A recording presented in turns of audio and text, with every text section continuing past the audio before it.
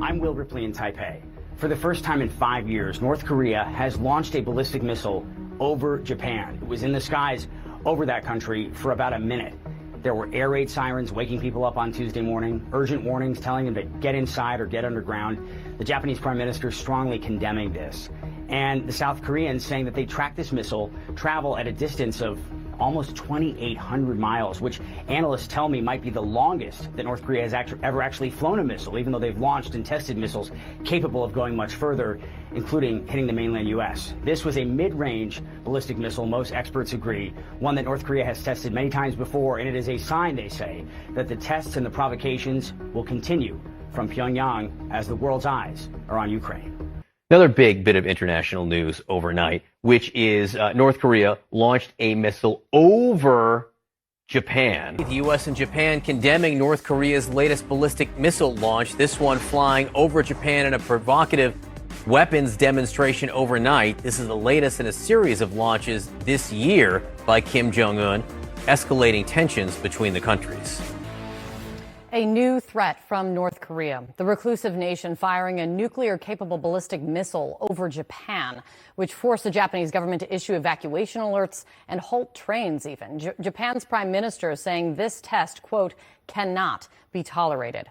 Well, what happened is that North Koreans have done something that they've done before, but never to this extreme. They flew this missile farther than they've ever flown this missile type in previous tests. So not only over Japan for the first time in 5 years, but they demonstrated a striking range that is 700 miles farther away than the U.S. territory of Guam. In other words, if they pointed this thing in a different direction, it could easily hit that crucial, U.S. military waypoint.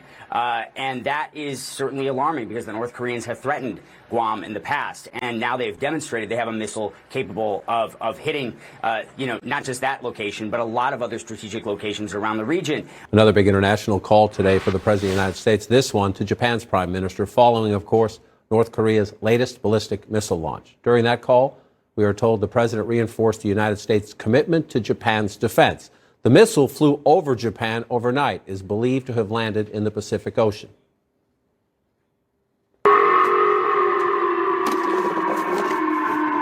That sound there, air raid sirens sounded. People in Japan urged to take cover. Japanese officials say they've been working on a new national security strategy that does not rule out counter-strike capabilities.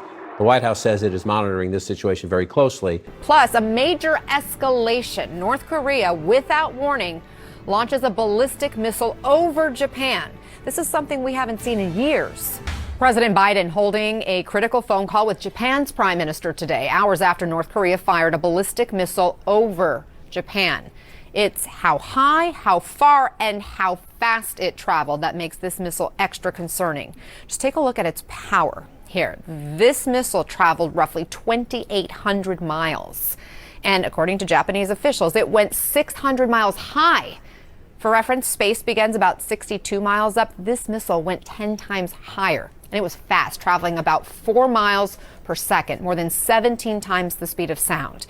And here's a look at where it could reach. Everywhere in red here, that's within 2,800 miles.